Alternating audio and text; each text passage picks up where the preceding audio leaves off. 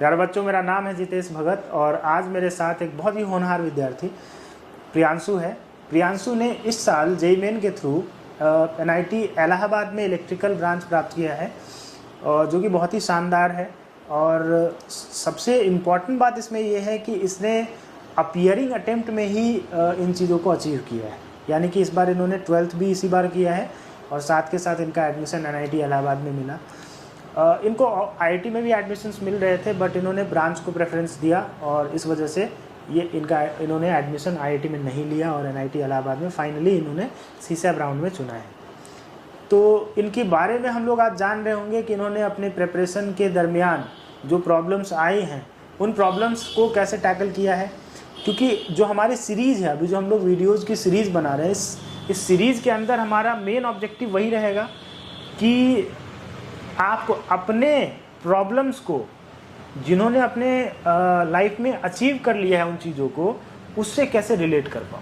जैसे प्रियांशु ने अपने प्रेपरेशन के दौर में जो जो प्रॉब्लम्स फेस किया और उनको कैसे टैकल किया, उन चीज़ों के बारे में बात कर रहे होंगे इसके साथ, तो आप उन प्रॉब्लम्स को अपने से रिलेट कर पाओगे, तो उससे आपको रियल टाइम सोल्यूशन मिलेगा। तो आइए हम लोग प्रियांशु के बारे में जानते हैं। प्रियांशु, आप सबसे पहले तो आप अपने इनिशियल स्टेज में जो आपकी पढ़ाई थी, शुरुआती पढ़ाई, उसके बारे में प्लीज़ बताएंगे बच्चों को। मैं दरभंगा के एक छोटे से सीबीएसई स्कूल से पढ़ा हूँ 10th क्लास तक। शुरुआत में जो आपने पढ़ाई किया क्लास 10th तक, तो उस टाइम पे आपके घर के पारिवारिक कंडीशन कैसे थे, पढ़ने का माहौल कैसा था, इसके बारे में एक बार प्लीज़ डिस्कस करेंगे। मतलब कि मैं बेसिकली बहुत ही लोअर मिडिल क्लास फैमिली से बिलोंग करता हूँ। घर में कुछ उतनी सारी सुख सुविधाएँ थी नहीं और हमारी कि कंडीशन, आप इकोनॉमिकली कंडीशन इस बात से लगा सकते हैं कि बारिश होता था तो घर में पानी जम जाया करता था। अच्छा। बहुत सारी दिक्कत होते थे, पढ़ाई में भी दिक्कत होती थी। और कि लेकिन एक बात था कि पापा ने कभी भी शिक्षा में कमी नहीं आने दी। अच्छा, ये पापा आपके हमेशा आपको मोटिवेट करते रहते थे? हाँ। चलिए, बहुत अच्छी बात है। जब मैं 10th में गया तो उसी समय लॉकडाउन लगा दिया गया था और लॉकडाउन में तो सबसे ज़्यादा मिडिल क्लास फैमिली को ही तकलीफ हुई है। बिल्कुल। और कि बेसिकली तकलीफ़ इस कारण हुई है कि हमारे पास कोई सेविंग्स थी नहीं। अच्छा, आपके पिताजी क्या करते हैं? मेरे पिताजी का एक छोटा सा मसाला का दुकान है। मसाला का छोटा सा दुकान है। अच्छा, ठीक है। और तो कि वो बंद हो गया होगा लॉकडाउन में? हाँ, लॉकडाउन में तो बंद ही था। बिल्कुल। हाँ। और कि बेसिकली घर में सेविंग्स थे नहीं और तभी से परिवार कर्ज में हल्का गिरता चला गया। तो देख के उस समय भी हल्का रियलाइज़ तो हुआ था, तो उस समय भी मैंने पढ़ना स्टार्ट किया था, लेकिन उतना कॉन्फिडेंटली नहीं किया था। आगे जब बढ़ा तो 10th के प्री बोर्ड्स के टाइम थे और कि चल रहे थे टाइम, और स्कूल से लगातार फ़ोन आने लगे कि फ़ी जमा कीजिए, एडमिट कार्ड नहीं मिलेगा, ये सब। हाँ, ये होता है स्कूल्स में। हाँ, तो कि जैसा कि मैंने पहले बताया कि पहले ही कर्ज हो रखा था, तो फ़ी के लिए पैसे कहाँ से होंगे। बिल्कुल। तो मुझे याद है 23 नवंबर 2020 की बात है ये। मेरी माँ ने उस दिन एक अपने सारे ज्वेलरी को ज्वेलरी शॉप में गिरवी रख के आई और मेरी फ़ीस जमा करवाई उसी फ़ीस से। उस दिन बहुत ज़्यादा दुख हुआ था, लगा था कि कुछ लाइफ में करना है, नहीं तो मैं भी इसी मिडिल क्लास फैमिली में रह जाऊँगा और मेरी जो कि आगे जो भी है मिडिल क्लास की बैरियर नहीं तोड़ पाएगा। ये तो है कि हमारे माँ बाप जो होते हैं वो हमारे लिए किसी भी हद तक जाते हैं कि हमारे बच्चे आगे बढ़ें। इसके लिए वो इस हद तक जाते हैं कि वो अपने गहने भी गिरवी रख देते हैं। फिर तो शुरुआती दौर जो था, उस टाइम पे आप जो जेईई का आपके प्रिपरेशन का शुरुआती दौर था, उस टाइम पे आप अपने आप को कितना मोटिवेटेड रखते थे और किस लेवल पे आपके दिमाग में आईआईटी था? आईआईटी एकदम बस चुका था कि करना है तो आईआईटी ही करना है। अच्छा, ये आ चुका था? हाँ, ये कि सितंबर 2021 का बात है ये। तो पहली चीज़ है, अगर आप किसी को बताते हैं कि मैं आईआईटी से पास आउट हूँ या आईआईटी से ग्रेजुएटेड हूँ, तो ऑब्वियसली सोशली बहुत ज़्यादा इज्जत मिलती है। ये चीज़ मैंने देख रखा था। तो सितंबर 2021 में मैंने जेईई प्रिपरेशन स्टार्ट की और शुरुआत में चीज़ें बहुत ही फ्लुएंटली चली, कुछ ज़्यादा दिक्कत आए नहीं। लेकिन जैसे जैसे टाइम बीतता गया, सिलेबस वास्ट होते गए, बहुत सारी चीज़ें आने लगी। चीज़ें ऐसा नहीं है कि आप इसमें भी आके आपको याद ना करना पड़े। मुझे यह बात रियलाइज़ हुआ, केमिस्ट्री में भी याद करना पड़ता था, लेकिन प्लस पॉइंट यह है कि केमिस्ट्री ही आपका सिलेक्शन करवा सकता है, क्योंकि केमिस्ट्री बहुत ज़्यादा नंबर बढ़ाता है। यह बात मुझे फील हुई। मैंने केमिस्ट्री पे ज़्यादा ध्यान, केमिस्ट्री फेवरेट सब्जेक्ट बन गया कुछ दिनों बाद। आपका जो पहला टेस्ट हुआ जहाँ भी आपने इंस्टीट्यूट ज्वाइन किया था या आप इंडिविजुअली ऐसे कैसे पढ़ रहे नहीं, मैंने इंस्टीट्यूट ज्वाइन किया था दरभंगा के ही एक इंस्टीट्यूट में। आप ये बताएंगे प्लीज़ बच्चों को कि आपका जो पहला टेस्ट था उसमें आपका कैसा परफॉर्मेंस था? पहला टेस्ट में कुछ उतने खास रैंक नहीं आई थी, कोचिंग में अबाउट 10 के आसपास में रैंक आए थे। अच्छा, फिर धीरे धीरे आपने कैसे इम्प्रूव किया और कहाँ तक पहुँचे? मतलब कि यह बात पता था कि गलती से ही सीखेंगे। अच्छा। अगर गलती नहीं करेंगे तो सीखेंगे कैसे? तो उस सीखने के प्रोसेस में आपने क्या क्या किया? तो सीखने के प्रोसेस में मैंने सबसे पहले ये किया कि टेस्ट को रेगुलर बेसिस पे एनालाइज करना स्टार्ट किया। कैसे एनालाइज किया आपने? मैं यह देखता था कि अगर ये क्वेश्चन गलती हो रहा है तो किस वजह से गलती हो रहा है। टाइम मैनेजमेंट नहीं हो पा रहा है या मतलब नई चीज़ें आ गई एकदम, और भी बहुत सारे रीज़न होते हैं कि ये चीज़ पढ़ा ही नहीं था। अगर टेस्ट में मतलब 3-4 चैप्टर आ रहे वो हैं। एनालाइज करके मतलब कैसे, कहीं पे लिखते थे आप इसको? हाँ, एक डायरी मैंने बना रखी थी, उसमें मेरे पास अभी भी वो डायरी है, कभी कभी पढ़ लेता हूँ जेई के बाद भी। अच्छा, हल्का। तो फिर वो जो आपने एनालाइज किया तो मतलब उससे आपको ये आइडिया लग जाता था कि क्या प्रॉब्लम है, या आप मतलब खुद से आइडिया लगाते थे या आप टीचर का हेल्प लेते नहीं, थे? टीचर्स का भी हेल्प लिया करता था। टीचर्स गाइड करते थे कि यहाँ गलती आ रहा है और मतलब कि ये आप क्वेश्चन और बना लीजिए इस चैप्टर का, उसी से। अच्छा, तो मतलब टेस्ट पेपर एनालिसिस एक इम्पॉर्टेंट पार्ट है जेई के प्रिपरेशन के प्रोसेस टेस्ट में। देने से ज़्यादा इम्पोर्टेंट टेस्ट एनालाइज टेस्ट का करना है। एनालिसिस है, ये एकदम आपने सही बात बताया। ठीक है, फिर आपकी जर्नी कैसे आगे बढ़ती है? कुछ प्रॉब्लम्स आते हैं पढ़ाई में, ये बताएं प्लीज। चीज़ें वास्ट हो रही थी और मतलब कि कह नहीं सकते ना, जेई है और मतलब कि 12 लाख बच्चे बैठ रहे हैं, तो एक कॉम्पिटिटिव माहौल तो होना चाहिए। हाँ हाँ, तो मतलब कि ऐसा आपका जो प्रिपरेशन का प्रोसेस था हाँ। जो आगे बढ़ा, तो उसमें किसी टाइम पे ऐसा भी लगता था कि यार कर पाऊंगा कि नहीं, ये ऐसे कुछ फीलिंग्स आते थे? जैसा कि बताया कि 10th में ही सोच लिया था और करीबी कि मैंने बहुत पास से देखा है, अच्छा, तो ऐसा कभी तो लगा ही आपको नहीं कि हमेशा लगता था कि मैं कर लूंगा, मुझे हाँ, करना है, कैसे है भी तो करके करना है। मुझे करना है तो करना है, हाँ, चाहे कोई भी रास्ते में प्रॉब्लम आए, करना है तो करना है। हाँ। ये आपका एटीट्यूड था। चलिए, ये बहुत अच्छी बात है। फिर कभी ऐसा हुआ कि बैकलॉग हो गया हो या कुछ और इस टाइप का प्रॉब्लम, कभी Obviously, बीमार ये पड़ सब गया हो? चीज़ होती रहती है, जैसे कि कभी बीमार ही पड़ गए। और मुझे इफ़ेक्टिवली मेरी एक और रीज़न थी बैकलॉग के, जैसे कि मुझे दुकान पे भी कुछ टाइम देना पड़ता था। अबाउट मैं 5 बजे से लेकर 9 बजे तक दुकान Daily? दिया डेली। उस समय मैं शॉर्ट नोट्स रिवाइज क्या करता था दुकान पे बैठ के? हाँ, ये बहुत ही इंस्पायरिंग बात है कि पापा के दुकान को भी इनको देखना होता था, तो इन्होंने अपना शॉर्ट नोट्स बनाया था और उसके थ्रू ये चीज़ों को रिवाइज करते थे। तो फिर उसके बाद मतलब उसकी वजह से भी प्रॉब्लम कुछ ना कुछ आपको आई होगी, हाँ, है ना? जैसे कि हर बैकलॉग की कहानी बता रहा था मैं, तो हर संडे को मुझे मतलब कि समस्तीपुर जाना पड़ता था दुकान का सामान अरेंज करने खुद के ही लिए। जाना पड़ता था? हाँ, हर संडे को संडे को जाना पड़ता था, तो क्लासेस मिस हो जाते थे, लेकिन टीचर से आके मैं पूछ लिया करता था, तो टीचर्स बता दिए करते थे। हाँ, लेकिन वे बात यह है कि क्लास में जो आपका प्रेजेंस है उस टाइम पे जब आप चीज़ों को जिस लेवल पे ग्रास्प करते हो, वो फिर बाद में जब करते हैं तो उस लेवल पे नहीं होता है, तो थोड़ा बहुत प्रॉब्लम उसमें आता होगा, हाँ, है ना? यही रीज़न होगा कि थोड़ा सा बैकलॉग वगैरह हो जाता होगा। फिर बैकलॉग वाले प्रॉब्लम को आपने कैसे टैकल किया? बैकलॉग का भी हो गया तो इसका सीधा सॉल्यूशन है, आपको ज़्यादा पढ़ना ही पड़ेगा किसी और दिन। अगर आज का काम आप कल पे टाल रहे हैं तो कल बहुत बुरा होने वाला है। बिल्कुल, क्योंकि कल का काम भी ऐड होगा उसके अंदर। हाँ, तो अगर आप 2 घंटे के काम को टाल रहे हैं तो कल पक्का है कि उस काम को करने में आपको 4 घंटे लगेंगे, क्योंकि एक माइंड पे एक्स्ट्रा प्रेशर बन जाएगा। Exactly. कि कल का भी मुझे करना है आज। बिल्कुल। फिर अब जब आप आगे बढ़े, जब आपका जेई का सब चीज़ स्मूथली चल रहा था, बट फाइनली जब आपने 12th भी इसी साल दिया है और आपको जेई भी इसी साल देना था, नो डाउट जेई मेन में 2 अटैम्प्ट हैं, जनवरी अटैम्प्ट है और अप्रैल अटैम्प्ट है। हाँ। तो बोर्ड और जेई मेन, इन दोनों को जो लास्ट वाला टाइम होता है नवंबर दिसंबर का, उस टाइम पे आपने इन दोनों को कैसे बैलेंस किया और कैसे आप टैकल किए? 12th के मिड आते आते लगा था कि सिलेक्शन तो हो जाएगा, ये लगने लगा था खुद पर, और टीचर्स को भी लगता था कि सिलेक्शन हो जाएगा। और एक चीज़ और भी है, अगर टीचर्स चाहे किसी का इसका सिलेक्शन होना है तो टीचर्स एकमात्र व्यक्ति है जो आपको मतलब कि जीरो से उठा के IITian NITian बनाते हैं। और टीचर्स को जब लगने लगे तो मुझे भी लगा कि हो ही जाएगा सिलेक्शन, मतलब कि पैशनेट हो चुका था एकदम IIT के पीछे मैं।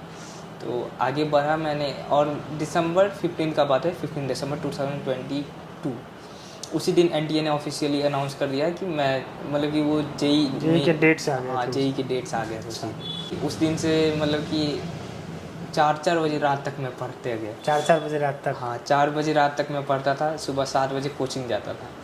और फिर दिन में कुछ सोते थे? हाँ दिन में आके कोचिंग से 1 घंटा 1.5 घंटा सो लिया करता था ताकि बैलेंस हो जाता हाँ। था सब चीज़। ठीक है, तो मतलब अगर ऐसा देखा जाए, अगर काउंट किया जाए तो लगभग 17-18 घंटे पढ़ लेते थे फिर? हाँ जेई में जब 15 से लेके जो मेरा 24 जनवरी शिफ्ट 1 था, हाँ। तो उस उतने दिन में मैंने यही किए थे। तो उस टाइम पे आपने किस प्रकार से स्ट्रेटेजाइज किया अपने पढ़ाई की? उस समय कुछ गलतियाँ हो गई थी और जनवरी में मेरा अच्छे परसेंटाइल नहीं आए थे, इसके कारण बहुत है। कैसी गलतियाँ? मतलब उस टाइम पे बोर्ड भी था तो शायद उसका भी प्रेशर आ गया बोर्ड्स होगा। का उतना कुछ ज़्यादा प्रेशर मैंने लिया नहीं था, लेकिन सबसे इम्पोर्टेंट जो गलती हो गए थे, जैसे कि फुल सिलेबस टेस्ट है तो टाइम कम था और थियोरी भी रिवाइज करना है आपको, बिल्कुल। आपको क्वेश्चन भी प्रैक्टिस करना है, शॉर्ट नोट्स भी पढ़ने हैं, बहुत सारी चीज़ें होती है। और मेन बात ये है कि जैसे अगर मैथ्स सब्जेक्ट अगर ले लें तो सिलेबस कंप्लीटेशन गोल नहीं होना चाहिए, क्योंकि अगर सिलेबस भी आप कंप्लीट करके जा रहे हैं तो आप नहीं कह सकते कि क्वेश्चन बना ही लीजिएगा, क्योंकि मैथ्स में आजकल एडवांस टाइप के भी क्वेश्चन जेईई मेन में आ रहे हैं आते हैं। और मैथ्स का पेपर तो जनरली लेंदी आ रहा है। अगर हम जेईई मेन की बात करें तो जनरली मैथ्स का पेपर लेंदी होता है और लेवल भी उसका अच्छा रहता है, तो उसके लिए प्रैक्टिस करनी पड़ेगी। तो मतलब कि यही गलती थी मेरे फर्स्ट अटेम्प्ट में, मैंने टेस्ट तो दिए ही नहीं, मैं पार्ट टेस्ट देता था, लेकिन फुल सिलेबस टेस्ट मैंने 2-3 ही दिए और उसको भी ढंग से एनालाइज नहीं किया था। इसी कारण से फर्स्ट क्योंकि वो टाइम उस टाइम पे करीब आ गया होगा तो आपने एनालिसिस करना उतना इम्पोर्टेंट नहीं समझा होगा। हाँ ये मेरी सबसे बड़ी गलती थी। तो फिर फुल सिलेबस टेस्ट अगर आप ज़्यादा दिए होते तो शायद आपके परसेंटाइल जेईई मेन में जनवरी वाले में अच्छी आती। हाँ जेईई जनवरी में आपकी क्या परसेंटाइल थी? जनवरी में मेरे अप्रॉक्स 93.6 परसेंटाइल बन चाहिए। अच्छा, तो फिर उसके बाद आपका क्या रिएक्शन था, फैमिली का क्या रिएक्शन था? फैमिली को लगा कि परसेंट और परसेंटाइल में कोई अंतर नहीं होता है। अच्छा तो फिर बहुत अच्छा है ये। हाँ। कि जेईई में बच्चा 93.6 परसेंटेज मार्क्स लेके आ गया। अच्छा। और तो ऐसा ही था, फैमिली खुश थे, लेकिन मुझे पता था इसमें कुछ होने वाला नहीं है। और अगर बाय द वे एनआईटी भी मिल जाता तो उससे कुछ टैग ही बस मिलेगा, कुछ आगे वो काम का होगा अच्छा एनआईटी नहीं मिल पाएगा। तो 6 फरवरी को मेरे बोर्ड्स ख़त्म हुए, मैं बिहार बोर्ड से था 12th, तो 6 फरवरी को मेरे बोर्ड्स ख़त्म हो गए, तो 7 फरवरी से ही मैं लग गया था। तो और मतलब कि बहुत सारी चीज़ें होती, अगर आप टेस्ट को भी आपको देना है, पता चल गया था कि टेस्ट के कारण ही मतलब कि नहीं आ पाया। ये तो आइडिया लग गया था आपको कि फुल सिलेबस टेस्ट अगर देंगे तो इम्प्रूव तो पक्का होगा। 24 को टेस्ट एग्ज़ाम दे के आए थे जेईई मेन का। हाँ। और 26 को एनालाइज कर लिए थे कि मतलब कि कमी हुआ है तो बस टेस्ट है, क्योंकि थियरी मुझे पूरे याद थे। बिल्कुल। हाँ तो फिर आपने उसके बाद मतलब स्ट्रेटेजाइज किया और फुल सिलेबस टेस्ट देना स्टार्ट किया था आपने? हाँ, तो मतलब कि फरवरी एंड तक मैंने थियोरी को और अच्छे से रिवाइज करना चाहा और 2-3 फुल सिलेबस टेस्ट बीच में भी दिए थे। उसके बाद मैंने गोल यह बनाया था कि एटलीस्ट डेली एक फुल सिलेबस टेस्ट जिस टाइम जेईई मेन होता है, एकदम बॉडी क्लॉक को मेंटेन करके उसी टाइम करना है। 9 बजे से पक्का मैं स्टार्ट करता था और मतलब कि 12 बजे तक टेस्ट दिया करता था। पूरे मार्च में एक भी दिन, मैंने होली को भी टेस्ट दिया है मार्च में। मतलब जो सबसे इम्पोर्टेंट चीज़ होता है कंटिन्यूटी, उसको आपने मेंटेन किया। राइट, ये बहुत बड़ी बात है। कंटिन्यूटी एक बहुत ही मतलब की फैक्टर होता है। कोई भी प्रिपरेशन हो या ज़िंदगी में आपको ओलंपिक खेलना हो, कुछ भी करना हो, आपको वर्ल्ड कप जीतना हो, कुछ भी करना हो, तो आपको कंटिन्यूटी तो मेंटेन करना ही होगा। चाहे आपके लिए होली हो, चाहे ईद हो, चाहे दिवाली हो, वो मैटर नहीं करता है। वो सामने में आपके दिख रहा है कि इस बच्चे ने होली के दिन भी टेस्ट दिया है और फुल सिलेबस टेस्ट दिया है। फिर फुल सिलेबस टेस्ट में आपके मार्क्स इम्प्रूव हो रहे थे या क्या सीन था ऐसा? अगर मार्च की शुरुआत की बात करें तो नहीं आ रहे थे अच्छे नंबर क्लियरली। हाँ। और अप्रॉक्सीमेट बहुत कम नंबर आ रहे थे, तो पता था कि एनालाइज करने से नंबर बढ़ते, क्योंकि मैंने पीछे कर रखा था ये चीज़। बिल्कुल। तो एनालाइज़ किया कहाँ नंबर कट रहे हैं, क्या मेरे मतलब कि अटेम्प्टिंग स्ट्रेटजी में कुछ गलतियां हैं या मतलब कि चीज़ें नहीं आ जा रहे हैं, ये सब को एनालाइज़ किया। मुझे मतलब कि लगा कि हल्का थ्योरी का और पढ़ना चाहिए, तो एक टेस्ट और थ्योरी पढ़ना डेली स्टार्ट किया। कुछ शॉर्ट नोट्स भी थे तो शॉर्ट नोट्स को डेली रिवाइज़ कर लिया करता था सोने से पहले, उठने के बाद। और डेली यही किया करता था, यही अच्छा, रूटीन था। मतलब मेन जो हाईलाइट है वो ये है कि आपको डेली एक टेस्ट देना है, फुल सिलेबस हाँ। टेस्ट, और उसको एनालाइज करना है और उसमें जो गलतियाँ हैं उसको सुधारना है, हाँ। राइट। चलिए बहुत अच्छी है। फिर फाइनली जब जो डी डे था उसके दिन के बारे में आप बताइए कि उस दिन क्या क्या रहा, और उस दिन मेंटल आपका बैलेंस कैसा था, पेरेंट्स का क्या सपोर्ट था, मतलब पेरेंट्स आपके क्या बोले, टीचर्स का क्या सपोर्ट था, उसके बारे में प्लीज़ बताएंगे। तो 11 अप्रैल को मेरा जेई मेन एग्ज़ाम था, तो 10th की रात में तो नींद ही नहीं आई पूरी। मैं मतलब अक्सर बिल्कुल नहीं या कुछ आई? कुछ आई, मतलब कि मैं अक्सर टीवी नहीं देखता हूँ। हाँ। उस दिन मुझे टीवी की ज़रूरत पड़ गई सोने के लिए। अच्छा, तो फिर तो मतलब लगभग कितना आपने सोया उस दिन? मैंने अप्रॉक्सीमेट 2 बजे मैं सोया और सुबह 6 बजे उठ गया। ठीक है, फिर भी साउंड स्लीप है, मतलब हाँ। बहुत बुरा नहीं बोल सकते हैं इसको, बट 5-6 घंटे सोना चाहिए एग्ज़ाम के रात को। बट अगर नहीं सो पाते हो तो इस बात का फोबिया नहीं होना चाहिए कि कम सोया इसलिए एग्ज़ाम ख़राब होगा, ऐसा बिल्कुल नहीं होता है। हाँ, ये फिर आगे क्या हुआ? फिर आगे मतलब कि जेई मेन सेंटर पे पहुंचा, और मेरे टीचर्स इतने सपोर्टिव थे कि टीचर्स मुझे ले गए थे जेई मेन एग्ज़ाम दिलवाने। तो शुरुआत में बताए थे कि अच्छा होगा, जाओ आराम से, और अंदर से डर लग रहा था क्योंकि चैन अटेम्प्ट ख़राब हो चुका था। तो लेकिन एक कॉन्फिडेंस भी था कि यार 30 टेस्ट दे के आए हैं और अच्छा ही करेंगे, और अगर बाय द वे अच्छा नहीं होता तो मेरे पास एक ड्रॉप ईयर होगा। और ये सब भी चल रहा था उस टाइम पे हाँ, दिमाग में ये चल रहा था। ये सब चल रहा था। हाँ, ड्रॉप ईयर होगा, उसी में करेंगे, कोई दिक्कत वाली बात नहीं है, क्योंकि मेहनत मतलब ये आप अपने आप को इसलिए बोल रहे थे कि इससे स्ट्रेस रिड्यूस हो जाए। हाँ, स्ट्रेस रिड्यूस हो जाए, और एक कॉन्फिडेंस भी था कि 2 साल मेहनत किए हैं, अच्छा ही होगा। अच्छा ही होगा, मतलब कि और हाँ, एग्ज़ाम मतलब अल्टीमेटली आप ये कहना चाह रहे हो कि स्ट्रेस फ्री होके जाके एग्ज़ाम देना चाहिए, क्योंकि आपने मेहनत किया है तो अल्टीमेटली उसी को डिलीवर कर रहे हो। हाँ। ठीक है, फिर एग्ज़ाम जब पेपर आपने देखा तो क्या रिएक्शन था आपका? जब पेपर देखा था, सबसे पहला क्वेश्चन केमिस्ट्री का था। इजी क्वेश्चन था, बहुत इजी क्वेश्चन था, लेकिन उस समय स्ट्राइक नहीं किया, मतलब कि 2-3 मिनट लगा दिया, कॉन्फिडेंस बहुत डाउन हुआ। हम सोच के ही गए थे अल्टीमेटली कि अगर 2 मिनट लग रहा है कोई क्वेश्चन में, आगे उस पर हल्का भी टाइम नहीं देंगे, नेक्स्ट पे फॉरवर्ड कर जाएंगे। ये क्वेश्चन बनने लगे, अबाउट 90 मिनट्स में मैंने फिजिक्स और केमिस्ट्री दोनों को सॉल्व कर लिया 90 था। मिनट में आपने कर लिया था। तो उसके बाद मैं मैथ्स पे गया, और मैथ्स में ये है कि आपको क्वेश्चन सभी नहीं बनाने होते हैं, चुन के बनाने होते हैं जो ईजी हो। बिल्कुल। तो मैं इजी क्वेश्चन बनाया है, अबाउट 10 क्वेश्चन मैंने ही बनाए होंगे मैथ्स में बस 10 क्वेश्चन हाँ। बनाए हैं। चलिए, तो ओवरऑल आपका मतलब मार्क्स कितना आया, परसेंटाइल क्या रहा? तो April attempt मतलब में। अप्रैल अटेम्प्ट में मेरे 169 मार्क्स बने थे, और परसेंटाइल मेरी 98.36 थी। 98.36, हाँ, यानी कि 93.6 से 98.36, हाँ, तो जो कि एक बड़ा ही ह्यूज डिफरेंस है। तो एक चीज़ मैं यहाँ पे ऐड करना चाहूँगा कि अगर आपके जेई में जनवरी अटेम्प्ट ख़राब जाते हैं तो बिल्कुल घबराने की ज़रूरत नहीं है। आप अपने पढ़ाई को, जो अगला फेज़ रहेगा जनवरी से लेके अप्रैल वाला, उसमें आप अपने को स्ट्रैटेजाइज करें, और पहले तो आइडेंटिफाई करें कि प्रॉब्लम क्या था। जैसे प्रियांशु ने ये आइडेंटिफाई कर लिया था कि फुल सिलेबस टेस्ट इसने ज़्यादा नहीं दिया था, वही रीज़न था कि इसके मार्क्स कम आए थे और परसेंटाइल कम हो गए थे। फिर इसने फुल सिलेबस टेस्ट दिए तो इसके बढ़ गए। यही आपको पता करना होगा, आइडेंटिफाई करना होगा कि प्रॉब्लम क्या रहा जनवरी अटेम्प्ट में, और उस पर आप अच्छे से काम करेंगे तो ऑब्वियसली जैसे प्रियांशु का मार्क्स बढ़ा है आपका भी बढ़ेगा। उसके बाद की क्या जर्नी रही, आपने जेई एडवांस के लिए कैसे प्रिपरेशन किया, क्या प्रोसेस? उसके बाद जेई एडवांस के लिए मेरा सिंपल सा अप्रोच था कि टाइम कम है, कुछ कर ज़्यादा नहीं सकते हैं, बस PYQ करते हैं। लास्ट के अबाउट 8-9 साल के PYQ करके मैं गया जेई एडवांस। हर एक सब्जेक्ट में अच्छे से आपने हाँ। PYQ को थॉरोली किया, हाँ, मतलब डाउट्स कि वगैरह क्लियर करके। ऐसा नहीं है कि सब सब्जेक्ट, मतलब सभी चैप्टर करके गया। हाँ। चैप्टर सेलेक्ट किया जो मुझे अच्छे लगते थे, उसी के अच्छे से करके गया। अच्छे से करके गया। तो फिर जेई एडवांस का जो एग्ज़ाम डे था उस दिन आपका कैसा रहा एग्ज़ाम? उस दिन भी नींद नहीं आई थी। अच्छा। और मतलब कि गया जेई एडवांस देने, तो पहले तो इसमें जेई मेन से ज़्यादा डर लग रहा था, क्योंकि फाइनल डेस्टिनी थी यही, हाँ। IIT पहुंचना था। तो अल्टीमेटली डर उस दिन बहुत ज़्यादा लग रहा था। तो गया टेस्ट देने, और मेरा फेवरेट सब्जेक्ट जैसे कि मैंने पहले भी बताया कि केमिस्ट्री ही है, तो मैं केमिस्ट्री से ही स्टार्ट किया करता हूँ। तो मतलब कि और अगर आपका केमिस्ट्री फेवरेट है और उसी का क्वेश्चन अगर आपसे नहीं हो रहे हैं तब आपको बहुत बुरा लगेगा वहाँ एग्ज़ाम में। मेरे साथ यही हुआ उस दिन। और केमिस्ट्री के 3-4 क्वेश्चन लिटरली मुझसे नहीं हुए शुरुआत के।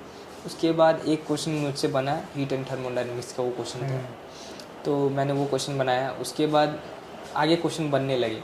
तो एक यहाँ पे टिप ये है कि जो क्वेश्चन आते हैं वो ऐसा नहीं है कि मतलब हो सकता है कि सबसे स्क्रैबल होते हैं क्वेश्चन आपके, हो सकता है कि सबसे पहला क्वेश्चन जो आपके स्क्रीन पे दिख रहा है वो सबसे हार्डेस्ट क्वेश्चन है। तो ऐसा नहीं है कि सब पे लग जाना है, तो सेलेक्टिव रहना है। हाँ। चुन के क्वेश्चंस को बनाना है और अपने स्ट्रेंथ पे खेलना है कि जो आपका स्ट्रेंथ है वो क्वेश्चंस को आप पहले करें। तो मैथ्स उस दिन अटेम्प्ट हो गया था, जेईई मेन से अच्छा मैथ अटेम्प्ट हो गया था उस दिन। चलिए, तो ओवरऑल आपका पेपर 1 कैसा गया? पेपर 1 पेपर 2 से रिलेटिवली मेरा अच्छा गया। अच्छा गया था। हाँ, तो ओवरऑल आपके क्या मार्क्स बने थे और कितना आपका रैंक था, प्लीज़ ये एक बार बताएंगे। मेरे मार्क्स अबाउट 106 मार्क्स बने थे जेईई एडवांस में। हाँ। और जो मेरी रैंक थी वो 15,900 थी। और और 15,900 ऑल इंडिया रैंक थी। हाँ, ये ऑल इंडिया रैंक थी। अच्छा। और जो भी मतलब कि कैटेगरी रैंक कैटेगरी क्या था? रैंक मेरी 3968 थी। 3968। तो आईआईटी के थ्रू भी तो आपको कुछ अच्छा आईआईटी मिल ही जाता। आईआईटी बीएचयू में सिविल अलॉट हुआ था, लेकिन ब्रांच बहुत मैटर करते हैं और मैंने ब्रांच को ज़्यादा प्रेफर किया और इलेक्ट्रिकल ब्रांच एनआईटी इलाहाबाद में ऑफर जो कि तो ये अभी तक का जर्नी रहा है प्रियांशु का, जिस पे हम लोग बात कर रहे थे। आई होप कि आपको हर चीज़ जो हमने बात किया उससे कुछ सीखने को मिले, और ऐसे ही वीडियोज़ के साथ मैं आता रहूँगा। अगले वीडियो में फिर मिलते हैं हम लोग, किसी एक नए स्टूडेंट के साथ बात कर रहे होंगे, आईआईटी और मेडिकल के बच्चों के साथ बात कर रहे होंगे और आपको इंस्पायर करते रहेंगे। Thank you. प्लीज़ देखते रहिए हमारे चैनल को। धन्यवाद।